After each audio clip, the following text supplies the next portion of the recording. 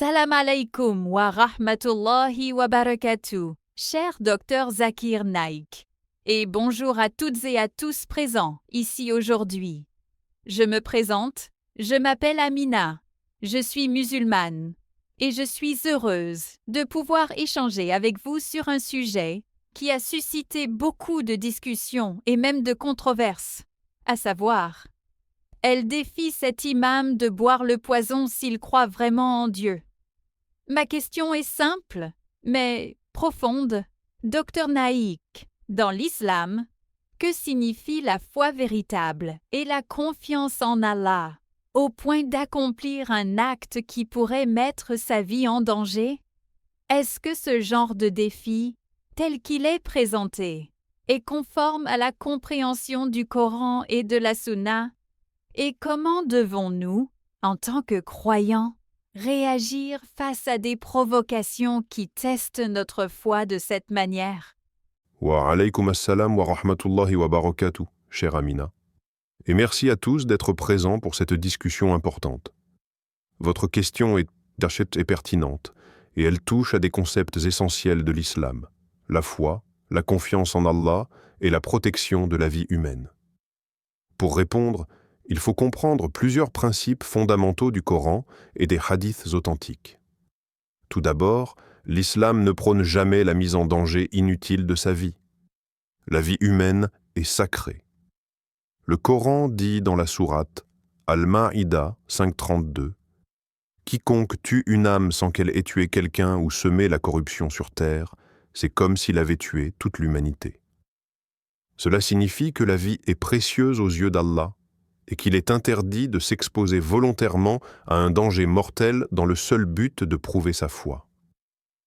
La foi ne se mesure pas par la bravoure à boire un poison ou à se jeter dans un danger mortel, mais par l'obéissance à Allah, la sincérité dans les actes, la prière régulière, la moralité et le respect des commandements divins.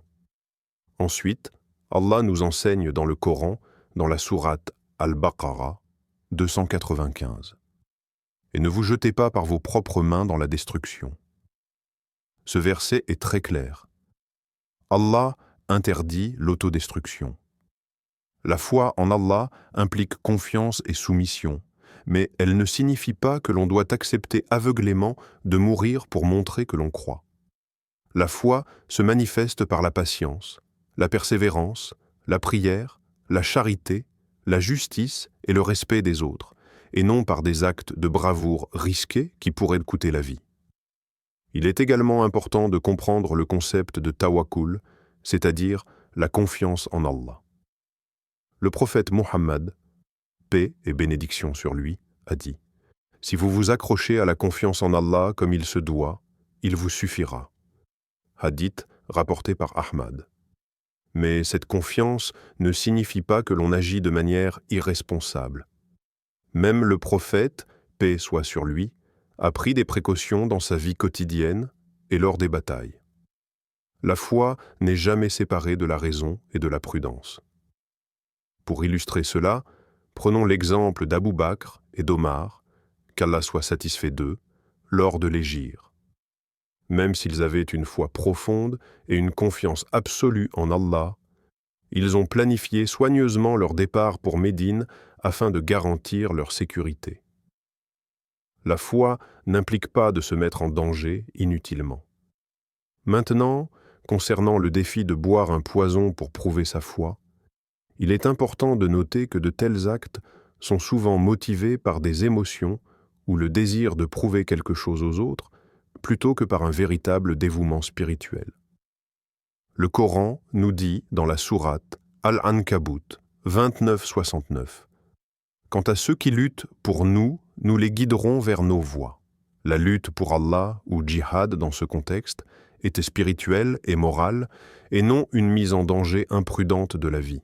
De plus, un hadith rapporté par Abu Huraira nous enseigne que le prophète Mohammed, paix soit sur lui, a dit « Ne vous tuez pas vous-même et ne commettez pas de corruption sur terre. » Sahih Muslim. Boire un poison pour prouver sa foi entre dans cette catégorie de comportements interdits, car c'est une forme de suicide sous prétexte de démontrer sa croyance. La foi authentique est prouvée par les actions justes et la persévérance dans l'obéissance à Allah, et non par des actes extrêmes visant à impressionner autrui. Un autre point crucial est l'intention derrière l'acte, ou niyya. Même si quelqu'un pensait que boire le poison démontrerait sa foi, son intention ne peut justifier l'acte s'il va à l'encontre de ce qu'Allah a interdit. L'intention seule ne suffit jamais à valider un acte interdit. Le prophète Muhammad, paix et bénédiction sur lui, a dit « Les actions ne valent que par leurs intentions ». Mais cette règle doit être comprise dans le cadre de la loi islamique qui interdit expressément de mettre sa vie en danger inutilement. Ainsi, pour résumer, Dr Amina, boire un poison pour prouver sa foi n'est pas un acte de courage spirituel, mais un acte dangereux et interdit dans l'islam. La foi véritable se manifeste par la patience dans l'adversité, la prière, la charité, le respect des autres et la persévérance dans l'obéissance aux commandements d'Allah. Elle se manifeste aussi par le refus de compromettre sa vie inutilement. En outre, le Coran nous rappelle à plusieurs reprises que la sagesse et la connaissance doivent accompagner notre foi. Dans la sourate Al-Jumu'ah 62.2, c'est lui qui a envoyé parmi les gens un messager, issu d'eux-mêmes, pour leur réciter ces versets, les purifier et leur enseigner le livre et la sagesse. La foi et la sagesse vont de pair. Boire un poison par défi n'est ni sage ni bénéfique pour la purification de l'âme. Enfin, dans ce type de situation où la foi est mise à l'épreuve par les provocations des autres, le meilleur comportement est celui recommandé par le prophète Muhammad, paix et bénédiction sur lui. Faire preuve de patience, de calme et de sagesse, et ne jamais se laisser entraîner dans des actions contraires à la loi d'Allah. La vraie foi est silencieuse, durable, réfléchie et accompagnée de bonnes œuvres, non de gestes spectaculaires risqués. Ainsi, chers frères et sœurs, si vous trouvez cette discussion enrichissante, je vous invite à vous abonner à cette chaîne, à liker, partager et commenter Allah Akbar, afin que d'autres puissent également bénéficier de la sagesse divine et de la lumière du Coran et de la Sunna. Le concept de foi dans l'islam est souvent mal compris lorsqu'on l'évalue uniquement par des actions spectaculaires ou des démonstrations visibles aux yeux des autres. Il est essentiel de comprendre que la foi véritable, ou iman, se manifeste d'abord dans le cœur, puis se traduit par des actions conformes aux commandements d'Allah, et non par des actes dangereux visant à impressionner un public. Le Coran indique dans la sourate Al-Hujurat, 49, verset 13, « Ô homme, nous vous avons créé d'un mâle et d'une femelle, et nous avons fait de vous des nations et des tribus, afin que vous vous connaissiez les uns les autres. Le plus noble d'entre vous, auprès d'Allah, est le plus pieux. » Ce verset met en lumière que la piété, ou taqwa, est ce qui détermine la valeur d'un croyant devant Allah, et non ses exploits physiques ou sa capacité à défier le danger. Lorsque nous examinons l'histoire des prophètes et des compagnons, nous observons que leur foi était souvent mise à l'épreuve, mais jamais dans des circonstances où leur vie était exposée à un danger inutile pour prouver leur croyance. Par exemple, le prophète Ibrahim, paix sur lui, fut jeté dans le feu par son peuple pour son refus d'adorer les idoles, et pourtant il ne cherchait pas le feu. Allah le sauva miraculeusement. Cela nous enseigne que la foi n'est pas mesurée par le fait de se précipiter volontairement vers la mort, mais par la constance et la sincérité dans la soumission à Allah, même face à l'adversité. Dans la sourate Al-Anbiya 21-69, il est dit « Nous dîmes, au feu, sois frais et sûr pour Ibrahim. » Le miracle était entre les mains d'Allah et non dans la force physique d'Ibrahim. La question de boire un poison comme test de foi soulève également la notion de fitna ou d'épreuve injuste. Le prophète Muhammad, paix et bénédiction sur lui, a enseigné que les croyants peuvent être testés de différentes manières, mais que ces tests ne doivent pas être recherchés activement de manière imprudente. Les épreuves sont destinées à fortifier l'âme, à augmenter la piété et à purifier le cœur, et non à servir de spectacle devant les autres. L'islam valorise la sagesse et la réflexion. Dans la sourate Al-Baqarah de 286, Allah dit « Allah n'impose à aucune âme une charge supérieure à sa capacité. Cela signifie que nous ne devons pas nous mettre volontairement dans des situations où notre capacité humaine est insuffisante pour survivre. » Il est également important de comprendre le rôle des intentions dans l'islam.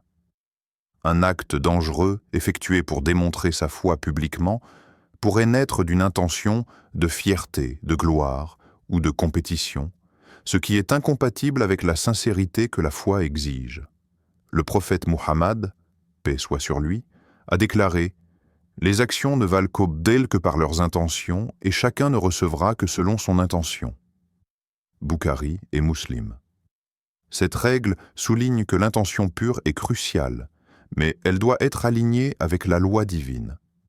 Boire un poison volontairement, même avec la bonne intention de prouver sa croyance, reste interdit car cela va à l'encontre des commandements d'Allah de préserver la vie. Dans les contextes contemporains, nous voyons souvent des provocations où des individus ou des groupes cherchent à tester la foi des autres par des défis extrêmes. L'islam enseigne la patience et la sagesse dans ces situations. Le prophète Muhammad, paix soit sur lui, a conseillé « Le musulman est celui dont les autres musulmans sont à l'abri de sa langue et de sa main. » Cela signifie que la protection de soi et des autres est essentielle et que la foi ne justifie pas la mise en danger de la vie pour impressionner autrui ou répondre à un défi. Historiquement, nous pouvons également observer la manière dont les compagnons du prophète ont démontré leur foi dans des situations extrêmes sans se mettre volontairement en danger.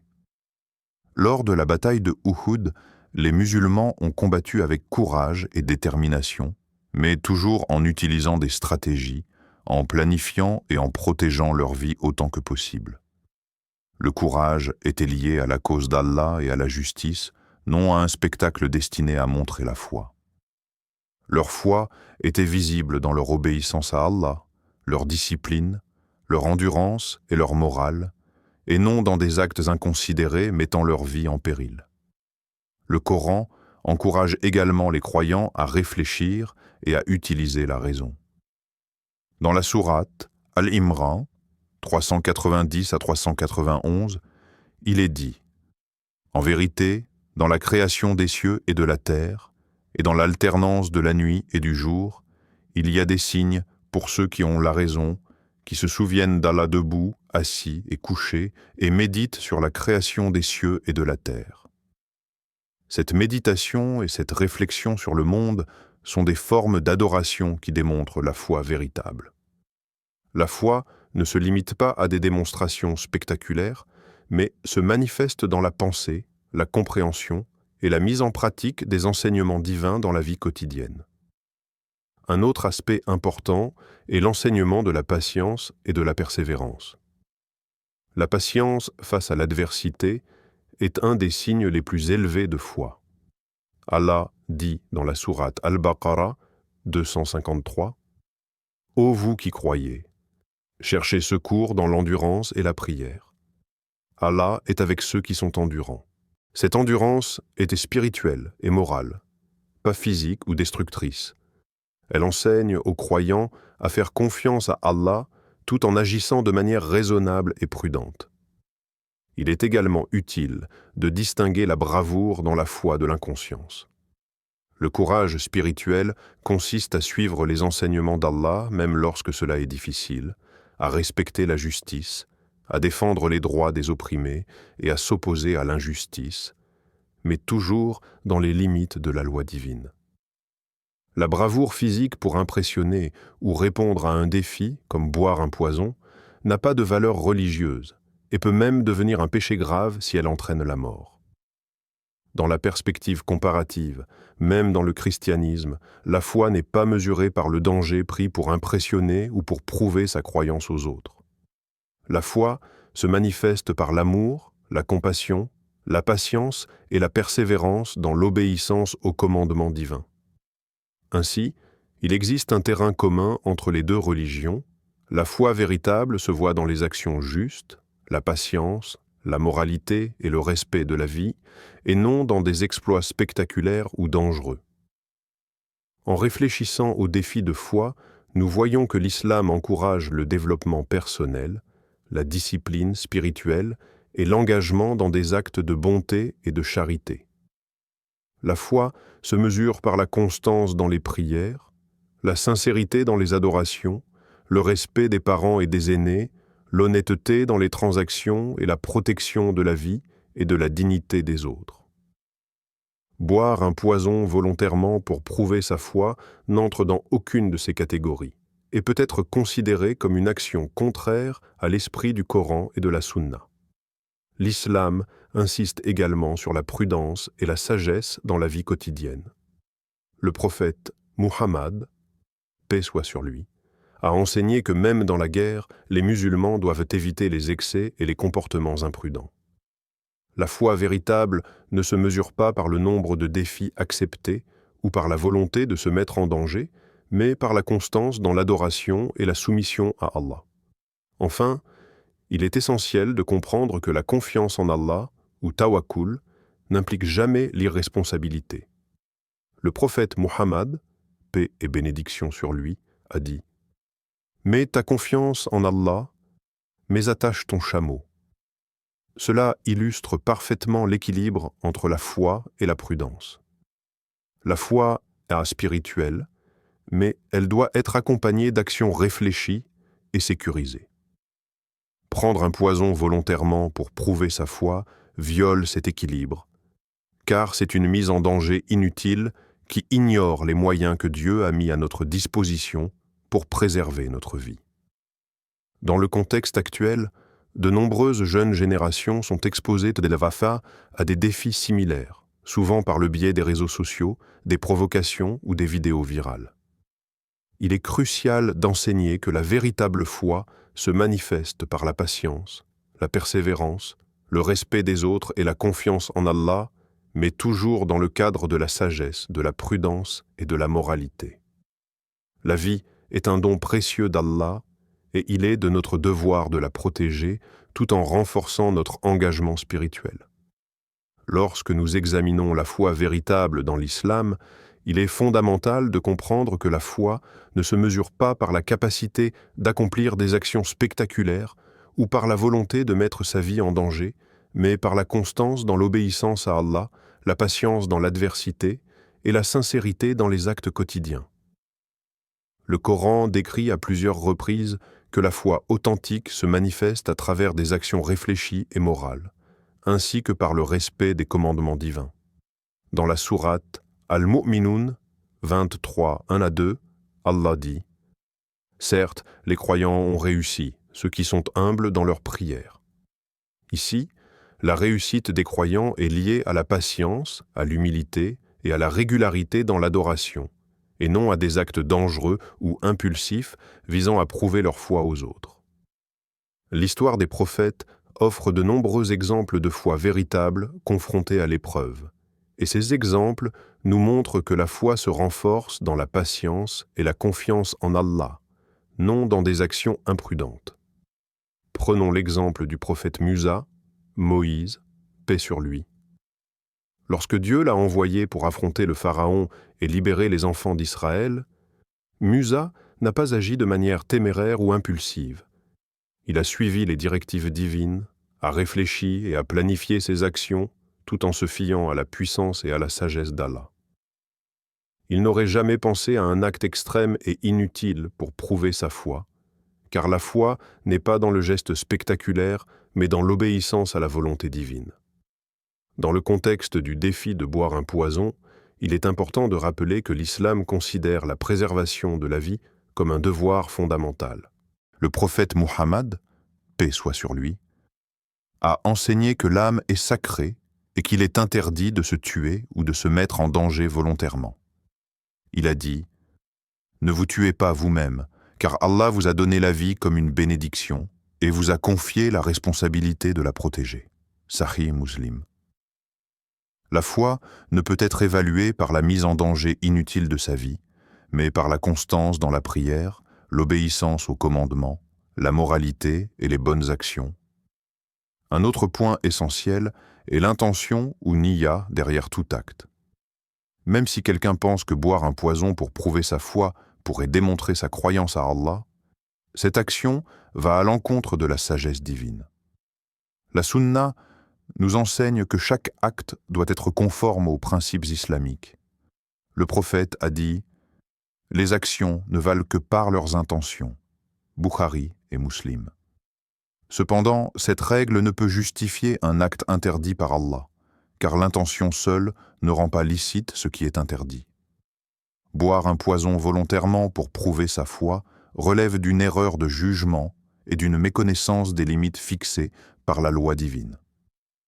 Le Coran nous enseigne également que la foi et la sagesse doivent aller de pair. Dans la sourate Al-Jumu'ah 62.2, Allah dit « C'est lui qui a envoyé parmi les gens un messager, issu d'eux-mêmes, pour leur réciter ces versets, les purifier et leur enseigner le livre et la sagesse. » La sagesse implique la réflexion, l'évaluation des conséquences de nos actions et le respect des commandements divins. Ainsi, même lorsque nous sommes confrontés à un défi, notre foi doit être guidée par la prudence et la raison, et non par le désir de démontrer notre courage de manière spectaculaire. Il est également utile de rappeler que la foi véritable se manifeste dans la constance et la patience face aux épreuves quotidiennes, et non dans des actes extrêmes. Le prophète Muhammad, paix et bénédiction sur lui, a enseigné à ses compagnons la valeur de la persévérance dans les bonnes actions et la patience dans les difficultés. La vie de tous les jours présente de nombreux défis qui exigent de la patience, de la discipline et de la piété. La vraie foi se mesure dans ses actions constantes et réfléchies, et non par un acte isolé qui met la vie en danger. Dans l'islam, la confiance en Allah, ou tawakkul, est une composante essentielle de la foi. Cependant, cette confiance n'exclut pas la prudence et la réflexion. Le prophète Muhammad, paix soit sur lui, a dit « Mets ta confiance en Allah, mais attache ton chameau. » Cette parole illustre parfaitement l'équilibre entre la foi et la raison.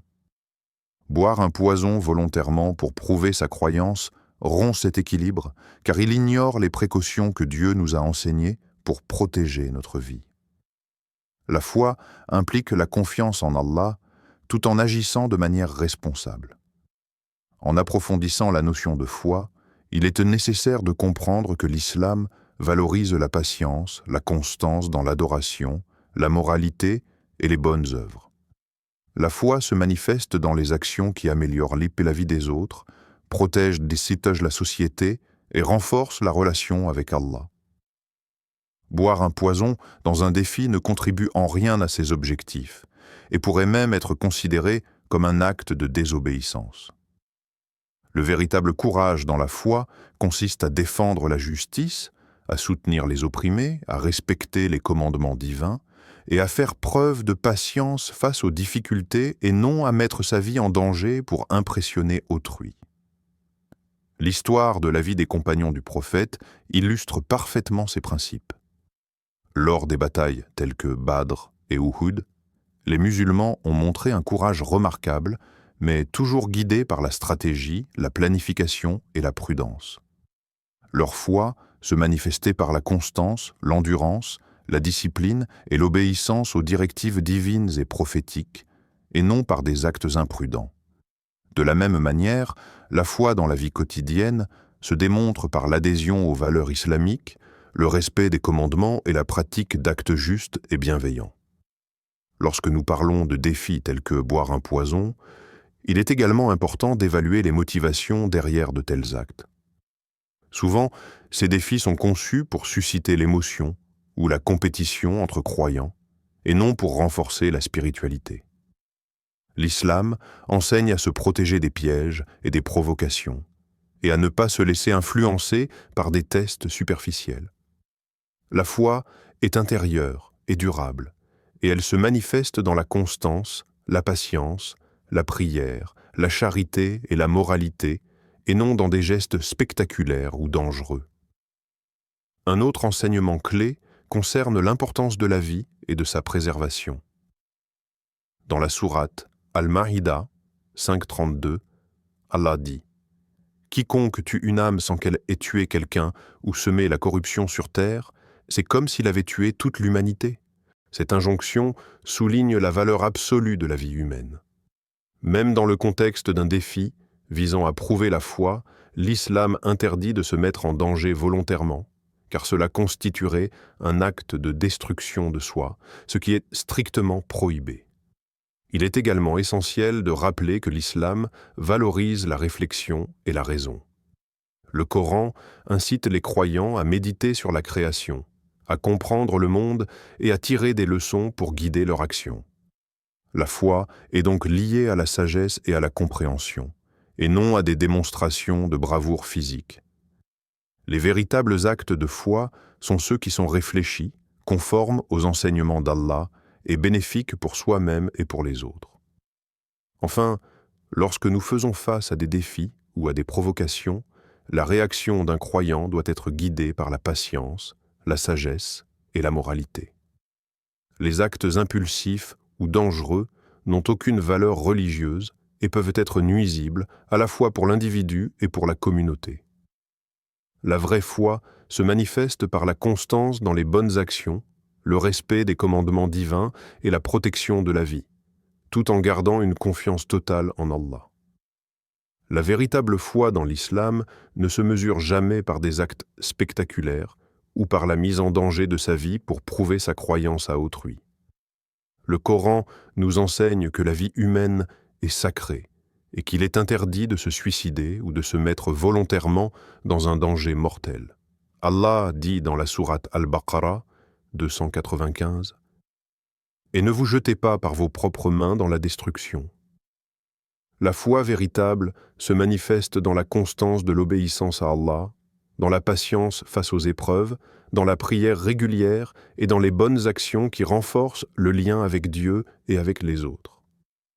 Même les prophètes, malgré leur foi profonde, ont toujours agi avec prudence et sagesse. Le prophète Ibrahim, paix sur lui, lorsqu'il fut jeté dans le feu, ne s'y précipita pas volontairement. Allah intervint pour le protéger, démontrant que la foi ne consiste pas à se mettre en danger, mais à faire confiance au Créateur et à agir conformément à sa guidance. Boire un poison pour prouver sa foi, comme le suggèrent certains défis, ne correspond pas aux enseignements islamiques, car c'est une forme de suicide déguisée sous le prétexte de courage spirituel. La vraie bravoure se manifeste par la patience, la constance dans les obligations religieuses, le respect des autres et la persévérance dans la moralité, même lorsqu'il est difficile de rester ferme. Le prophète Muhammad, paix et bénédiction sur lui, a dit « Mets ta confiance en Allah, mais attache ton chameau. » Cette parole illustre que la foi implique confiance en Dieu, mais aussi usage de la raison et des moyens légitimes pour protéger sa vie. La foi n'est donc pas une démonstration physique, mais un engagement intérieur qui se traduit par des actes justes et réfléchis. Lorsqu'un croyant est confronté à des provocations ou à des tests de foi extrêmes, la réponse islamique est la patience, la sagesse et la préservation de soi, car se sacrifier inutilement pour impressionner les autres ne renforce ni la foi ni le lien avec Allah. La valeur d'un croyant devant Dieu se mesure par sa piété, sa sincérité, sa moralité et sa constance, et non par des exploits dangereux ou impulsifs. Le Coran nous rappelle dans la sourate Al-Mu'minun 23, 1-2 que les croyants sont ceux qui réussissent par leur humilité dans la prière et leur obéissance, ce qui démontre que la foi est intérieure et durable et non superficielle.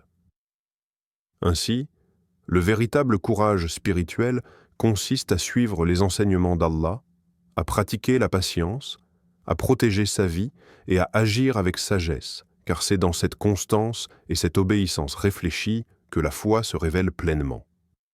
Les défis qui tentent de mesurer la foi par des actions spectaculaires sont trompeurs et ne doivent pas être pris comme des preuves authentiques de croyance, car la foi authentique est mesurée par la constance, la moralité et la confiance en Allah, et non par la capacité à se mettre en danger. Merci infiniment, Dr Zakir Naik, pour toutes ces explications détaillées et profondes. Vous avez clarifié de manière très précise comment la foi véritable dans l'islam se manifeste. Et vous nous avez montré que ce n'est pas par des actions spectaculaires ou dangereuses que l'on prouve sa croyance, mais par la constance, la sincérité et la moralité. Ce que vous avez expliqué sur l'importance de la patience, de la prudence, de la réflexion et de l'obéissance aux commandements d'Allah m'aide énormément à mieux comprendre comment appliquer ces principes dans ma propre vie et dans la vie de tous les croyants. J'ai maintenant une vision plus claire de ce que signifie réellement faire confiance à Allah et agir avec foi, sans chercher à impressionner les autres par des gestes risqués. Le rappel du Coran et des hadiths que vous avez mentionnés, notamment sur la protection de la vie, la valeur de la patience et la vraie bravoure spirituelle, est très enrichissant et réconfortant. Cela montre que la foi n'est pas seulement un état intérieur, mais se traduit par des actions réfléchies et responsables, même face à des défis ou à des provocations. J'ai également compris combien il est essentiel de toujours accompagner la foi de sagesse et de prudence, comme vous l'avez expliqué avec l'exemple de Tawakkul, cette confiance en Allah qui ne supprime jamais le recours aux moyens légitimes et à la réflexion.